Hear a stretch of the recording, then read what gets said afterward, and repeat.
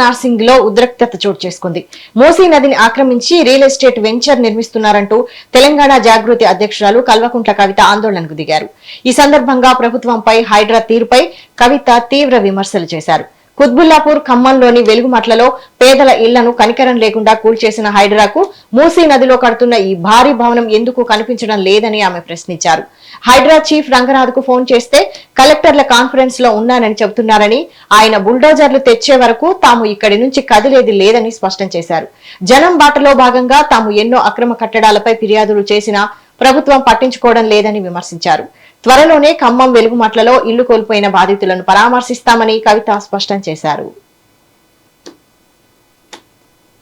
గ్రహణం పట్టింది కాబట్టి ఈ గ్రహణం టైంలో మనం ఆ గ్రహణాన్ని వీడగొట్టడానికి మరి ఇక్కడికి వచ్చి ప్రొటెస్ట్ చేస్తూ ఉన్నాం. ఎందుకంటే మనం జనం బాటలో భాగంగా అనేక కంప్లైంట్లు ఇచ్చున్నాం హైడ్రాకి, పెద్దవాళ్ళ మీద. కుత్బుల్లాపూర్లో పోయి పేదవాళ్ళ ఇండ్లు గులగొట్టిరు. నిన్నటికి నిన్న ఖమ్మంలో వెలుగుమట్లలో పోయి పేదవాళ్ళ ఇండ్లు గులగొట్టిరు.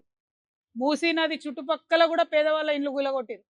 కానీ మూసీ నదిలోనే కడుతున్నటువంటి మన వెనుక కనబడుతున్నటువంటి ఇంత పెద్ద బంగ్లాను మాత్రం హైడ్రా రంగనాథ్ గారికి కనబడతలేదు, సీఎం రేవంత్ రెడ్డి గారికి కనబడతలేదు, ఎవరికి కనబడతలేదు.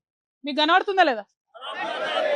గ్రహణంతోనేమన్నా కళ్ళు కనబడుకునేమన్నా కనబడుతుంది కదా మనందరికీ. మరి ఎందుకు హైడ్రా కనబడతలేదు? ఇది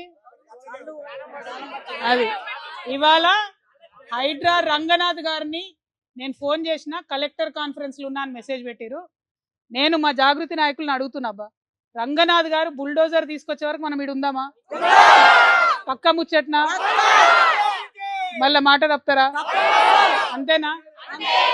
సో అప్పుడు ఎప్పుడు కమిషనర్ గారు కాల్ చేసినా కూడా అప్పుడు బుల్డోజర్ తీసుకొని రమ్మని చెప్తాం. ఇక్కడనే ఉంటాం బుల్డోజర్ తీసుకొని వచ్చేంత వరకు.